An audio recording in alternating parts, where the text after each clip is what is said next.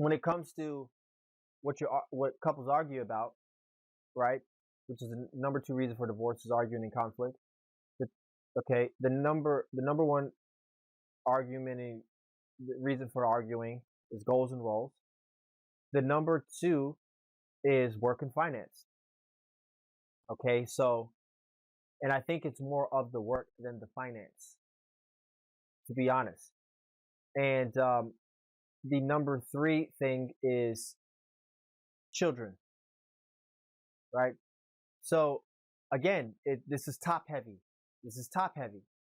If you understand the goals and the roles, I don't believe having an argumentative conflict over work and finances or children will even be at play when you understand the goals and roles. Now, here's a caveat to all of this.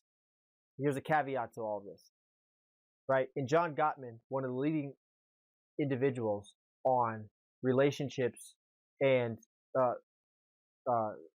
relationship psychologists, world renowned,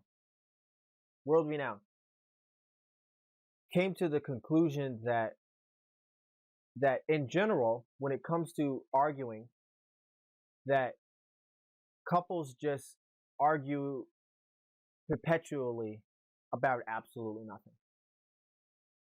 So you have the reasons for what couples argue about that lead to divorce. But in general, the arguing that takes place in a relationship is generally just perpetual nothing nonsense. Now, let's talk about that. Let's talk about that for a little bit. Why is that? Why is it that, and we understand this, men understand this from an a priori situation, and women understand this from an a priori situation. Because some women know that they're hard to handle because they're verbally aggressive. And in married men and men in relationships, from an a priori understanding, because there's jokes about it, men get in the locker room, men at work, they talk about it. Man, my wife this, my wife that, she just won't stop. She just won't stop nagging. So what is the reason for this? And why women are so argumentative, verbally aggressive?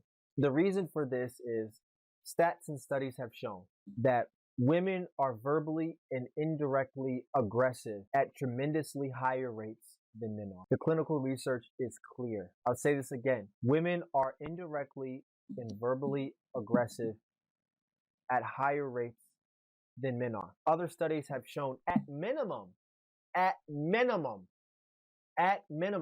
they are just as verbally and indirectly aggressive as men.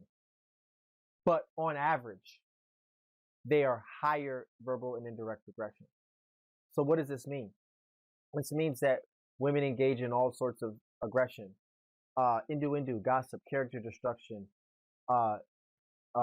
manipulation, Machiavellianism, beauty, nominal forms of power, cunning, guile, provocation, which is a big one. And women and one of the big ones is shit testing. So women do this on a constant basis. They shit test their men. And women aren't physically aggressive like we are. Us as men, we typically dominate and do things generally by physical aggression or by being a formidable force. Women don't have an aggressive nature in that way. Women use aggressive natures indirectly and verbally.